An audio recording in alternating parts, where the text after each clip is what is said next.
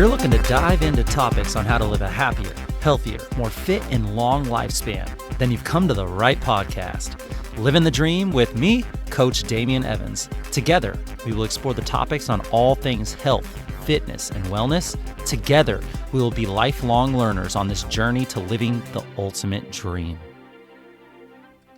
What up, Dream Team? Coach D here, coming at you from beautiful sunny San Diego, and welcome back to the Livin the Dream podcast. And today, we are throwing it back.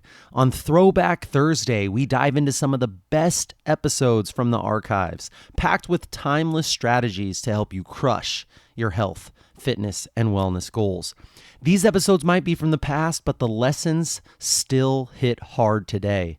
Whether it's a mindset shift, a fitness tip, or a nutrition hack, this throwback is here to remind you just how far you've come and how much further you can go. Today, we're rolling it back to one of the most important, eye-opening, and wildly misunderstood topics in all of health and fitness, and that is your metabolism.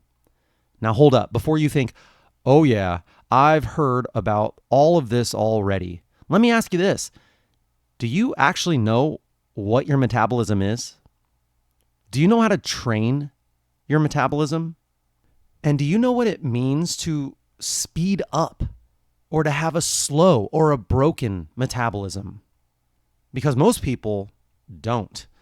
And that's exactly why we're digging this one out of the archives. In this episode, we unpack what metabolism actually means. No fluff, no hype, just real science explained in a way that makes sense and actually applies to your life. We talk about metabolic flexibility and how your body uses fuel. We talk about why metabolism isn't just about burning calories, but actually it's more about adapting. We talk about how diet, exercise, and even alcohol affect your metabolic pathways. And we also cover why most people are stuck in quote unquote traffic jams on the metabolic freeway. If you've ever felt like your metabolism is broken, slow, or sabotaging your goals, this episode will completely reframe how you think about things like fat loss, energy, and nutrition. So buckle up, press play, and get ready to turn your body into a more efficient, flexible, and fat-burning machine. Let's hit it. All right, friends. So in this podcast, we're going to discuss terms like metabolic flexibility, metabolic resistance, or metabolic damage, metabolic compensation. Now, these words may be overhyped in the media, as well as frowned upon in the scientific world. And it's because they're not technically scientific diagnosis, but actually more of just a way to describe dysfunction in the body. Remember that increased dysfunction over time leads to increased disease. Increased dysfunction over time leads to disease. So while these terms may sometimes be scoffed at by scientists that are mad that these words are overused and sometimes polarized by our society, it is important to try to understand what is happening on a biological level and be able to describe to the average person what's going on. So if you're someone that hates these buzzwords, I get it. I'm sorry. They're hot topic terms, but please stick with me and understand that the goal is to try and accurately explain, what is believed to be happening and how we can use that information to help us be healthier and prevent diseases. So what is the metabolism? Let's talk about this thing called metabolism. If you randomly ask people what metabolism is, you'll learn that it means many different things to many different people. Here's the problem. It's actually truly only one thing. Some people think it's how fast your body burns the fuel in your food, while others might tell you that it's how high your personal energy level is, which are both in a way pretty true. But let's break down the human body really quick. An average human body is made up of 60 to 70% water, somewhere right around in there, 60 to 70% water. After that, the body is made up of about 16% proteins, not just in the muscle, but also all the way down on a microscopic level of the things that make up our sodium, potassium pumps in the neurons, the hemoglobin in our blood, and even the enzymes driving all chemical reactions occurring in all of the sum of 37 trillion cells in your body. It's happening every second. Lots of proteins, 16% of the body is made up of proteins doing all those processes. And then depending on the person, maybe about 15 to 25% is body fat. And then on top of that, we have 4% of the body made up of minerals like calcium and phosphorus that's in bone, or the iron that's in our blood. And then all the way, the last little bit of our body is made up of about 1% carbohydrates, most of which are either being used up right now as we're sitting here listening to this, or waiting to be used in the form of glycogen. But if you think about it, how did the food that you've eaten just become you? You sure don't look like a turkey sandwich or that Cobb salad that you ate. Instead, our bodies are always acquiring the building blocks that it needs. At the same time, it's burning up fuel that it needs to operate. And then finally, it's going to get rid of all the rest of the stuff that we don't use. We are constantly building and breaking down and burning and changing, and very few things in our body last forever.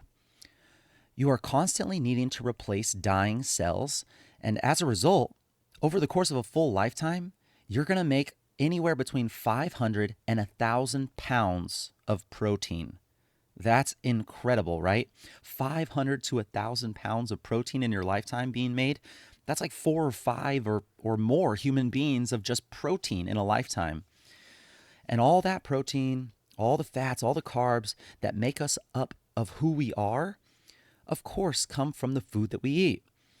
And every living organism needs to be able to take in that food, break it down, and make sure that our bodies do what it needs to do with that food in order for us to survive. And all that activity of breaking down and building up, that requires energy, which also we get from our food. So how do we actually convert what we eat into energy and raw materials? The answer is a nonstop series of reactions that are dedicated to doing two exactly opposite things. You have the catabolic reactions in your body, and you have the anabolic reactions in your body. Catabolic reactions destroy the reactants that you give them, turning these large substances into really small pieces. So catabolic destroys and breaks down, and then the other reaction, anabolic, takes those smaller pieces and puts them back together again in a new and bigger product that puts together to make you who you are. And together with these catabolic and anabolic reactions, these processes are what make up your metabolism. So the information I'm about to go over comes from my favorite metabolism expert, Dr. Jade Teta. Jade, Jade, and Teta is Teta. I've followed his work for many years, and he does such a great job of breaking down this complex operating system so that the average person can understand. Let's discuss what he calls metabolic flexibility. I want to use an analogy that he uses that really helped me better understand how the metabolism works. So, especially when it comes to your metabolic flexibility, let's think of your metabolism as traffic on the freeway. So your metabolism is traffic on this freeway that we have to drive. Now, you have these fast burning sugars that you eat. We'll call these, the sugars are going to be SUVs on the road. You also have slow burning fat. And the fat, these are the regular old beaters like cars and sedans. So sugars are the SUVs, fats are the regular cars like and sedans. And then you can burn protein, but it can be burned on many different pathways or different lanes. It's a very flexible macronutrient on what it can do in our bodies and how it can be used up. So it's a little more rare to be used up as energy. It's usually used for other things. In fact, protein is a more costly fuel. Our body would really prefer to keep it. We don't really want to give it up. It would be rather used for locomotion. So we would rather store it as muscle if we had it our way. But in this analogy, if we're going to be using it up as energy, protein, we're going to say that they're like bicycles or bird scooters or motorcycles or Ubers. They're super flexible. They can weave in and out of traffic, but if it rains, it becomes more challenging to use and it has a cost associated with it. So if protein was anything on our freeway, on our highway of this traffic analogy, it's going to be the Ubers, the bird scooters, the motorcycles, the bicycles. You can also burn alcohol and ketones. Alcohol would be, in this analogy, the big rig trucks. They're slow and they get in the way on the highway. So alcohol, big rig, big semi trucks. Now, when people say that they want to quote unquote speed up their metabolism, they actually don't really mean that. You really don't want a fast metabolism. You don't want the Usain Bolt of metabolism. Usain Bolt is extraordinary. He's extraordinary at one thing, and that's sprinting.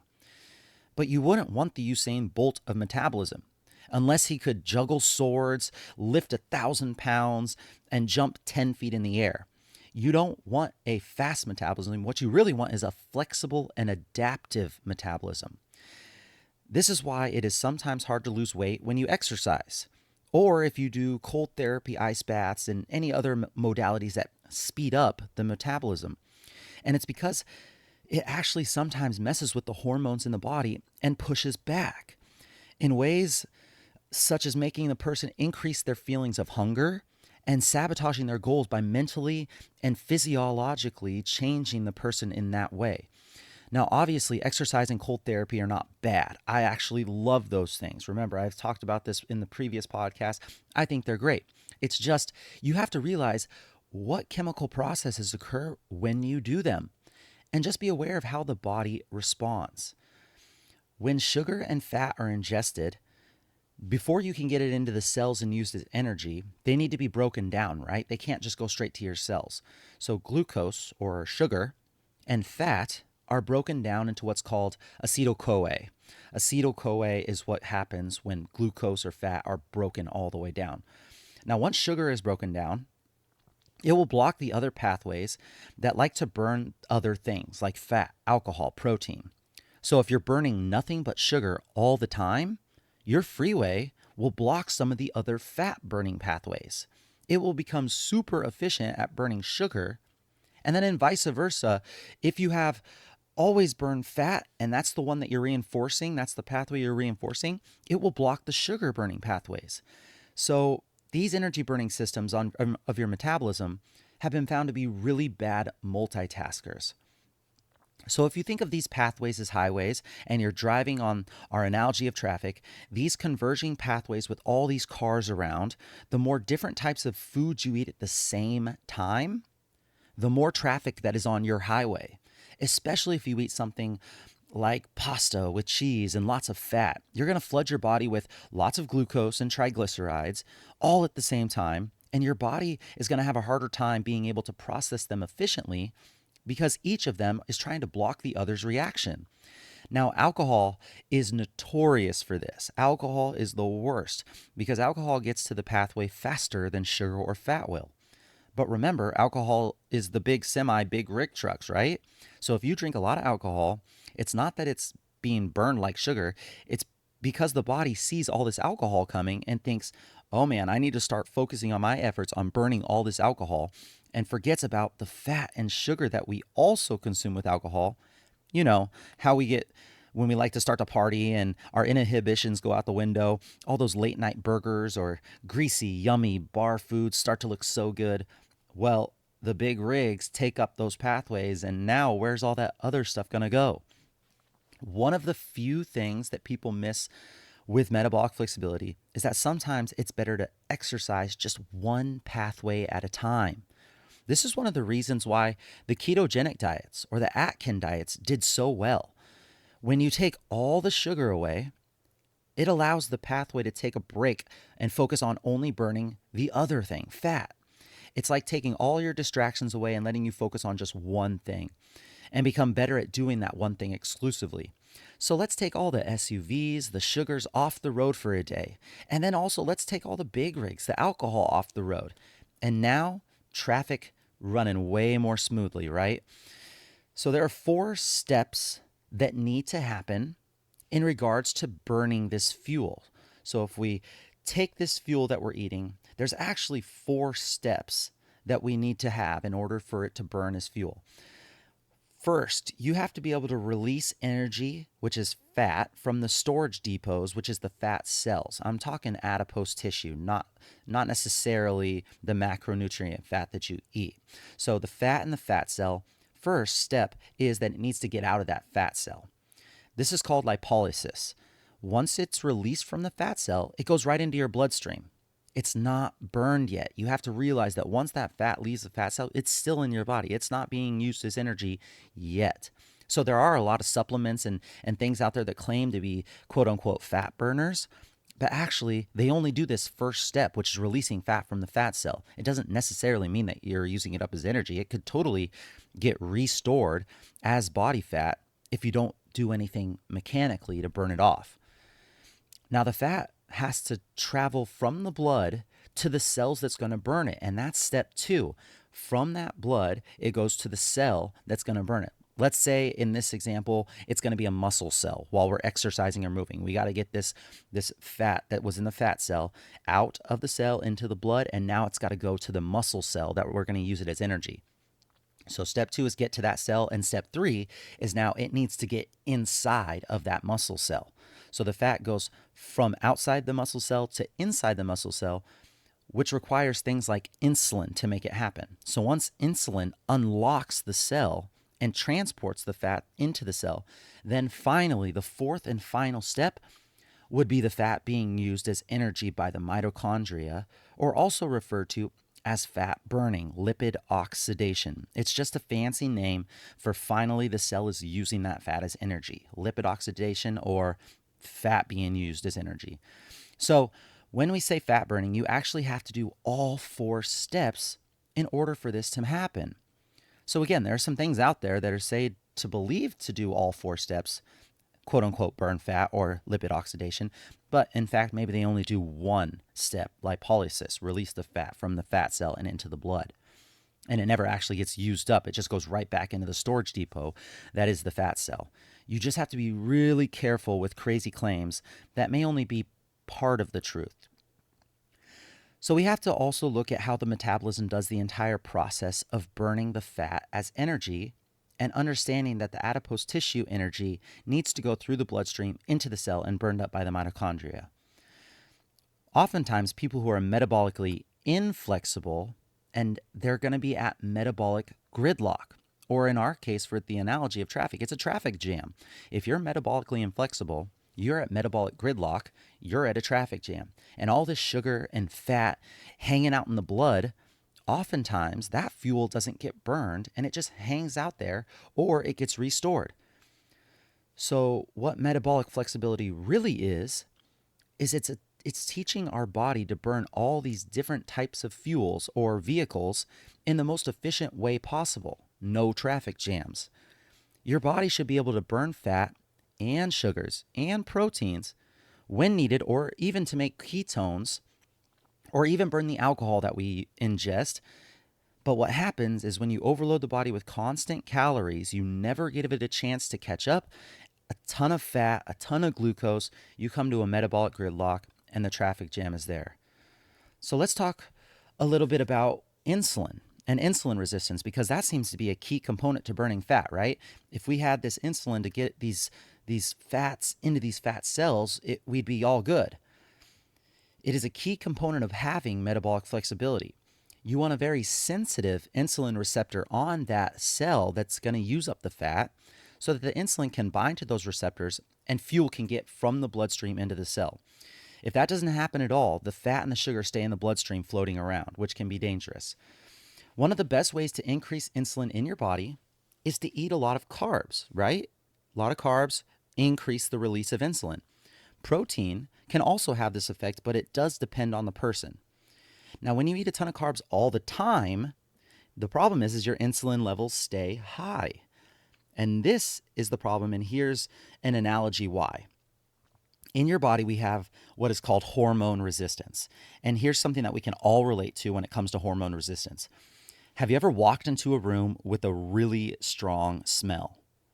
Maybe it stinks terrible, Or maybe it's like a good smell, like cologne or perfume, but it's like super strong. That still can be pretty bad. Well, after a while of spending time in this strong smelling room, the smell seems to subside. Why is that? Well, the smell receptors in your nose, they downregulate because that smell is constantly binding to those smell receptors in your body. And it's like, okay, that's enough of that. We don't need quite as much of this smell. We get it. We're going to downregulate how much of those receptor sites that are working so we don't have to have this quite as intense smell that going on. Now, after about an hour, you don't even smell that smell anymore. Even though it hasn't gone away, it's just a form of resistance. So now let's take that analogy and take it back to insulin. Imagine if insulin is always around, always being released in high amounts due to constant intake of carbs. They're constantly knocking on those cell doors, trying to get all this glucose into the cell to use as energy. Now, when we don't need to use the glucose as energy inside the cell, let's say we don't do the physical activity after eating all of these carbs and calories, well, the insulin builds up, and these cell doors that the insulin is knocking on, they're like, go away. We don't need you here. There's nothing that you can do. The body isn't using up all these carbs as energy. It's just sitting around and typing and scrolling and not moving and watching Netflix. Take your glucose somewhere else and go store it or something. We don't need your kind around here. Get out. So these receptors are essentially ignoring insulin and its purpose to help get fat and glucose into the cell.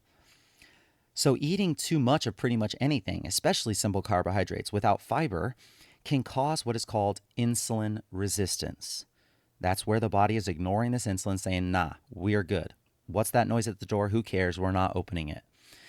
And this is a start to what a lot of people call metabolic inflexibility, or what's commonly known as metabolic syndrome, essentially talking about a slow, inflexible metabolism, which is the opposite of what we want, right? So the takeaway from all of this is that the metabolism is not a great multitasker. So this is why elimination diets usually tend to do really well at helping people repair the metabolism by removing some of the cars off the road and help traffic run more smoothly. Things like the Whole30 diet, for example, which I've never done, but I get so much good feedback from people that I coach because people can see what their body runs like on the basics. What is my body doing operating on just the basics? And then as they start to add things back in, like fruit or dairy, they can actually finally connect to the way that those foods are making them feel and behave. Really cool way to trial and error and explore what works for you. So Dr. Jay Tita also recommends some different approaches here. Stick with me. This is kind of a lot, so you might want to take some notes on this one or re-listen to it a couple times. But if you think about all the stuff we just talked about, here are a few approaches that Dr. Jay Tita recommends to help rebuild and repair your metabolism. So he recommends start to decrease sugar by going more towards fiber-based foods and then protein. The reason he does this is because a lot of time we start eating differently. The body's going to respond by hormonally making us more hungry. It's going to give us less energy and more cravings. Those three things, the more hungry, less energy, more cravings, that's a terrible combo for someone that's trying to change the way they eat. So the first step for those that are metabolically inflexible is to eat more fiber and protein and do this in a way where we can cut out the majority of our processed foods. This should cut down on our sugars just in itself right there. Next, he recommends to eat more frequently. Now, this is not the bodybuilder reason why you see all those bros carrying their Tupperware containers and protein shakes and bars everywhere they go. This isn't the same thing. Don't worry, I was one of those people that thought that if I ate 6 meals a day, 8 meals a day, that it would help me build muscle. I wasn't super successful in that sense. But is eating more frequently ideal? Not really. If we were all hunter-gatherers, we could just go cold turkey because we don't know when our next meal was going to be. And maybe it'll take us a while to hunt it and kill it and eat it and all that physical activity that happened while we were trying to get that food. But today, we have Starbucks. We have Cheesecake Factory. We have fast food and easily accessed food. So It's even though it's not ideal way of eating more frequently, we have to adjust to our current lifestyle and the societal norms and just meet us where we're at. So if we start eating way differently than the way that we've been eating for years, and then we just stop because it's too tough to adhere to, and we go back to eating in excess, then we start to develop this binge eating behavior. And now you've done more harm than good to the metabolism. Fasting and then binging is like the worst combination for someone with a damaged metabolism. So, what we are essentially doing by eating small meals with protein and fiber, instead of having everyone on the highway at the same time, we're telling people to go to work at different times and come home from work at different times. We're spacing out the traffic to help try and fight against traffic jams or metabolic gridlock. So, those two steps right there are the first part of helping repair the metabolism. And those two steps might take a while. Do not rush into step number 3 before you feel like you have those other two dialed in. Now, step 3 is to take the same eating pattern. Instead of eating from, let's say, 8 a.m. to 8 p.m., now let's shrink that eating window down to 12 p.m. to 7 p.m. So maybe from a 12-hour eating window into a 7-hour eating window.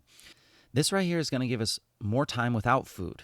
And this more time without food is going to give us the ability to repair the metabolism and also give the metabolism a little bit of a break. So step 3, decrease your eating window. Step 4, now that we can handle burning fat and you're more metabolically flexible, let's take all the sugar out of the diet and let's take some of the protein out of the diet. And then you can go with the good, healthy, fat burning keto style diet. Step number 5 is where you've gotten to a point where now you're metabolically flexible and now you can go cyclical and do a little bit of all the above. You could spend a little bit of time doing all these approaches throughout the year. Doing things with your diet that maybe we did when we didn't have food at our fingertips without moving a muscle. For example, winter comes. Maybe during winter you eat less and you exercise less, kind of like the European approach. You're more veganish, more vegetables throughout the winter. And then spring comes, maybe you eat less and you exercise more. So kind of like the bodybuilder approach. You eat more lean meats and proteins and fats. And then summer comes, you eat more, you exercise and move more. This is kind of like the athlete approach. You have higher carbs, lower fats, good quality protein to fuel for all that extra movement that we're doing. And every once in a while, maybe like every once or 2 weeks, you throw in a treat day where you exercise less and you eat more just to refeed the body and change things up and prevent adaptation. There's nothing wrong with that. It's only when we start to string together too many of these treat days and too much of the same trash where we start to get in trouble. And then if you ever feel like your gut health is off or if you just need a reset, a good 24-hour fast can definitely be done to reset the system. But this is only if you do it for the right reasons, right? Fasts should never be done to lose weight. They should be done to give your body a break. Allow it to take its resources instead of constantly digesting food, letting the body allocate some of its resources to clearing out dead and damaged cells that could one day lead to cancer. And also allowing your internal pathways or highways to clear up. A fast is not done for weight loss, and it shouldn't be done for weight loss in my opinion. That could lead to some very unhealthy habits. But if you do fast right, fast can have some huge benefits on your health. Maybe we'll go over that in a future podcast. All right, so you can learn how to use Dr. Tita's diet toggles is what they're called. Eat less, exercise more, eat more, exercise less. Those toggles in episode 6 of my podcast. It's called The Pillars of Fat Loss. I talk about that in the nutrition pillar. Or you can search Dr. Jade's podcast called The Next Level Human. And episodes 30 through 33, you'll get a much more scientific and in-depth explanation of what I just went through. So Dr. Jade Tita's podcast is called The Next Level Human. Highly recommend. But you could see how if you have an inflexible metabolism, how switching straight to a keto or straight to a super strict diet could actually have negative effects. How skipping all of those other steps in between could cause some negative issues for the body and how it's trying to adapt. Remember, usually the faster that you do something when it comes to the body, the harder it's going to fight back in the opposite direction. It's trying to adapt to the changes, but it's always trying to maintain homeostasis. So anytime you make a change in the body, such as eat less, exercise more, which is what a huge majority of us do when we're trying to lose body fat. We eat less calories, cut them down a ton, and then we just start working out like a maniac. The body adapts. It adapts fast. Probably within 4 to 14 days, it will adapt and it's going to push back. It senses this huge stress gap and it measures the stress disturbance, so it initiates some of its flexibility to get back into balance. So another way to say this is metabolic compensation. When the metabolism compensates, it's time to change your approach around so that you can keep the metabolism responding the way that you want it to respond. This is where you would want to use one of those 4 different diet toggles that Dr. Jade Teta talks about. And you can adjust how much you eat and how much you move to keep the metabolism flexible. Or as we get more advanced, we could even eat intuitively. This is really, really advanced. There's not a whole lot of people that can do it. But one day, your goal is, if you think about the days that you train hard, those are the days that you eat just a little bit more. You got more carbs, more frequent eating. And then the days that you don't train, those are the days that you maybe intermittent fast or focus on fats, or you just have one meal. There are so many different ways to approach this, but it's going to take tons and tons of research on your part. We can also do other things that can cause metabolic inflexibility from the mitochondrial level, and that's chronic long-term stress. If you are chronically stressed, this could cause huge metabolic inflexibility and mitochondrial damage. And of course, the food that we put in our system in the forms of excess carbons or persistent organic environmental pollutants, we could have the pesticide runoffs in our food like glyphosate, things like that. All of those things can cause metabolic inflexibility. So here's where I want to get just a little scientific for a bit. You got to stick with me. I think that if you understand some of the ways that our body burns fuel when it comes to the duration of our activity, we can totally adjust how we eat in order to fuel for the movement that we're about to engage in. We can hit adequate performance in whatever we're doing without over-consuming and without storing food as adipose tissue or body fat. This is super important if we're looking to change our body composition through diet and exercise. So if you want to lose body fat, if you want to tone your muscles, this is super important to understand. It's time to discuss bioenergetics.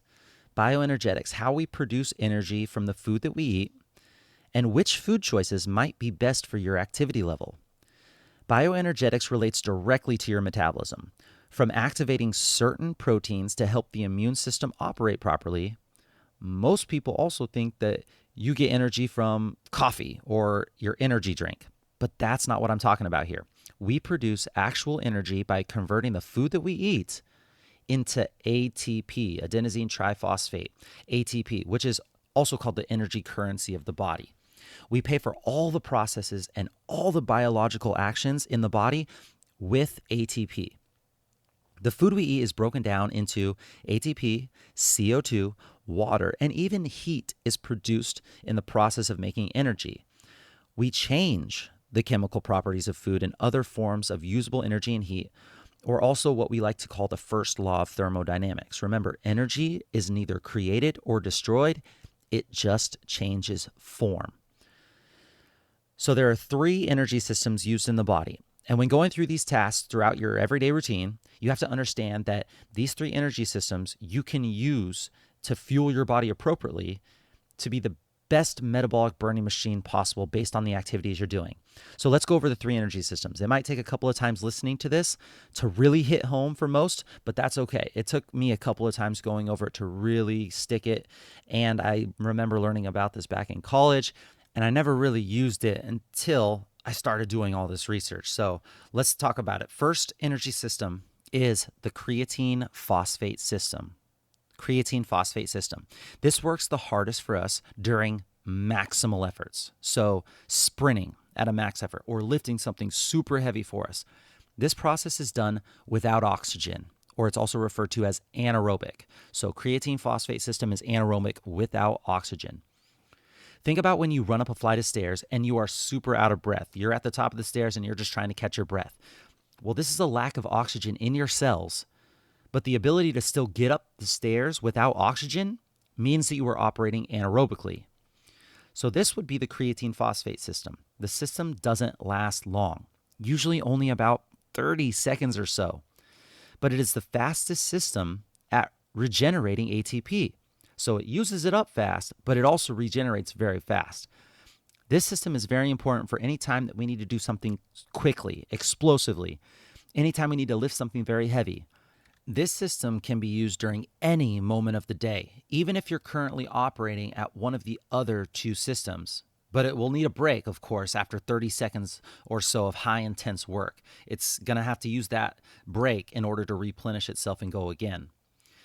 So the first energy system is the creatine phosphate system, and now the second energy system is called the glycolytic system, or it's also called anaerobic glycolysis. It relies on carbohydrates as a fuel source to make energy.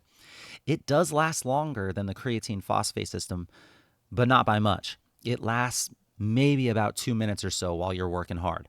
You produce ATP without the need for oxygen in your cells. So think the 400-meter dash, or think a swim sprint for 4 lengths, something that would last about 1 to 2 minutes of work before needing a break. You're using the glycolytic energy system most likely. And the third energy system is actually aerobic. It's called the oxidative system. So aerobic oxidative system. It relies on carbs, fats, and in some cases, protein to provide ATP. It is a long and slow system. It kicks in about 90 seconds or 2 minutes after activity has started and then can go indefinitely as long as the activity is low to moderate intensity. For example, if you're walking, or you're probably using the oxidative system when you're walking. But as you start to run a little bit faster, you shift into that glycolytic system, and then you sprint for a max effort, you're probably getting access to that creatine phosphate system. Here's another cool thing about the metabolism. When the macronutrient fat is used, this is where you really make up a lot of energy. The macronutrient fat burning requires more oxygen per ATP produced compared to glucose or glycogen, the sugar and the carbs. Meaning when you're resting or working at a slow or moderate intensity, you really emphasize the body to use fat as fuel. Also, fat provides 12 times more ATP than glucose, but it's at a slower rate. Fat is considered an endless source of energy. Fat provides lots of ATP, and we have lots of stored fat on our bodies. Even if you're a super lean person, you have a ton of fat storage for energy on your body. Your oxidative system is at work throughout most of the day. Right now, probably, when you're sitting at your computer working, or you're fidgeting, when you're walking to and from your car, or even just watching TV. So remember, carbs and fats are fueling this system. But when you have as much excess carbs and fats in your diet as we do nowadays, it's like trying to take a couple of buckets of water out of the large, vast ocean. If you're looking for fat loss, you got to increase your daily movement, even all the way down to your fidgeting, your shifting. It's going to be a great way to increase one of my favorite things that I like to be aware of when it comes to movement, which is your NEAT, N-E-A-T, non-exercise activity thermogenesis, which is really just a fancy way of saying the movement that you do throughout the day that doesn't include your exercise. But you would obviously want to be in a calorie deficit if you're going to be looking for body fat loss. You want to be in this calorie deficit so that when you're doing all this moving, all this NEAT, you can start to pull from your fat stores rather than just trying to catch up with all the food that you're ingesting. And what's super interesting is the more fit you are, the better you are at using fat as a fuel. It's like an upward spiral of success. It's not fair, I know it, but it kind of is, because if you've earned the way to being fit, you're going to be better at using fat as fuel. How encouraging is that? How motivating is that? Also, the more fit you are, the better you are at saving your stored glucose and glycogen for when you actually really need it, like to pick up the intensity of your exercise for harder, intense efforts like lifting weights or sprinting. So, this is just one more reason why you should consider adding physical activity to your daily routine along with increasing your daily movement because it will impact how your body uses fuel depending on the demand. As your exercise and your training increases, you can increase the amount of mitochondria that you have, which is also called mitochondria density. You want mitochondria density. The better you will be at making energy with this mitochondria density. Another benefit is that you can increase the amount of capillaries, which helps your body bring nutrients to muscles and soft tissue. With exercise training, you can also increase the hormones that help with fat breakdown and help initiate fat breakdown.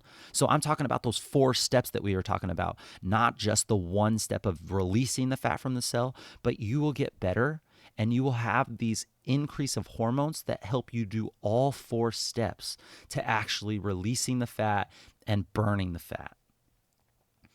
That's huge, you know? So as you add physical activity, you increase the body's ability to do things that you need to do for body fat loss. Your body can use up many types of fat as energy. It can use the body fat that we have, or adipose tissue. It can use the dietary fat that comes from our foods, or it can even use the fat that we have stored in our muscles. However, what is super interesting is that there's a difference between really fit people and then deconditioned people for how these fats are used. Whereas in the fit people, the fat in the muscle can be used for energy. In deconditioned people, it actually can be used to harm and alter proper cell signaling that should occur during regular biological processes. That's not fair, right? It's the same stuff, but it's being used differently because the fit person has trained their body systems to do it correctly, while the deconditioned person doesn't know how to properly do it. The amount of fat used depends on when did you eat last, when did you exercise last, how fit are you, and what hormones are circulating in their blood. It is a whole systemic thing. It's not just calories in, calories out, move more, eat less. There's so much more to it. Your body is going to use what you eat more of. So if you eat more fat, your body will be using more fat as energy.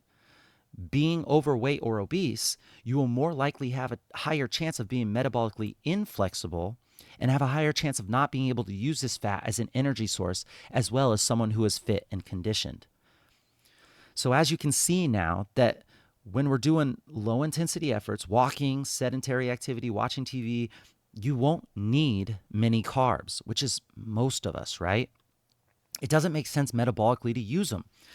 But when you decide to be physically active and exert yourself to strengthen your heart, lungs, and muscles, then you might be better off eating carbs on those days. So this is where that intuitive eating comes along, of fueling your body for the exercise that you're going to do. This takes a lot of time, a lot of trial and error. It's going to take practice. You're going to fail at some things. You're going to find some aha moments. But in this way, you can take advantage of your metabolism and use the inherent metabolic sources of fuel that is called bioenergetics. You'll be less likely to store your foods as fat, and you'll use your food as fuel. So to recap, if you're sedentary, then the reliance on carbs is very small. For this person, it would make sense to cut back on carbs. But for someone who is quite active and exercises intensely frequently, it would make more sense to intake carbs to fuel for that. We can also think of this as a car with multiple gas tanks. You're a car with multiple gas tanks. You have 3 of them. Tank 1 will be very small, but it will produce ATP very quickly, but will soon run out of fuel. Then you move on to tank 2, where you can go a little bit longer because that tank is bigger. And these first 2 tanks will deplete most of your stored creatine phosphate and stored carbs to get used up as fuel. These don't get used up all the way, but a good bit of it does. And then we move on to tank number 3, which is the largest tank, but the slowest tank. This tank uses fat for the largest part of its fuel supply. So in order to make a dent in the 3rd tank, the fat tank, you must first have to slow down and burn through tanks 1 and 2, or use a lot of fuel. Then you can rely on tank 3 for the long haul. So this is why I tell people that going on multiple walks a day is so beneficial for fat loss, especially following your large meals. Try this. Aim to change your energy intake based on your activity level for the day. It isn't easy, but for the days that you know you'll be doing high intense work, Those are the days that you want to eat carbs at the beginning of the day or around your physical activity. For the days that you're sedentary, that's when you fast or you throw in some walks around any of the small meals that you do eat. Then, at least try this for a couple weeks after dinner or after every meal you have, really, take a 10-minute walk outside. After the meals that you eat, take a 10-minute walk outside. Let me know if you see any differences in your body composition or the way you feel. Another part of your metabolism is your BMR, basal metabolic rate. We've talked about this in previous podcasts. This is what your body burns at rest. How many calories or how much energy is used up by you just being alive, doing nothing else. With your BMR, there's a ton of individual variance. Yes, genetics does play a role, but it's not actually as much as people usually think. So some people may ask, do I do the workout that burns the most calories? Or do I do the workout that helps me speed up my metabolism, quote unquote, speed up my metabolism? Or as we know now to say, makes your metabolism more flexible. But think about this as a business. If you're running a business, would you rather run the entire business by yourself, be the front desk guy, be the PR guy, be the marketing, the CEO, be the janitor? Or would you rather have the business run itself? Well, when your metabolism increases, you are now burning more calories at rest and increasing your caloric burn in a similar way of doing a bout of cardio that day. But you're just doing your normal daily routine. Without that physical activity, without increasing your metabolism, now you have to do the workouts on your own. You have to do all that steady state cardio. You're running the business by yourself by trying to burn off all these calories on your own instead of letting someone else run the business, which is your metabolism, by increasing your metabolism. So, of course, we want to do the workout that makes our metabolism more flexible and quote unquote speeds up the metabolism. You have to give a body a reason to speed up the metabolism, however. Otherwise, the body's just going to adapt to doing the lowest amount of work possible. Remember, your body's kind of smart in that way. I want to call it lazy because it wants to do the easiest thing possible, but it's not lazy, it's just smart. Remember, the easiest path conserves the most energy, which is what we were meant to do when we were hunter-gatherers. We didn't want to be inefficient. We wanted to be efficient with the way we burn calories. And they didn't have easy access to food like we do. Now we do. Today, we have more access to food than we can ever imagine, and we don't even have to move a single muscle to get it. Building muscle mass helps increase your metabolic function. So lifting heavy weights and eating to build. But can you do cardio and muscle building at the same time? Well, yeah, you can, especially for quick fat loss, but at a certain point, you're kind of sending conflicting messages.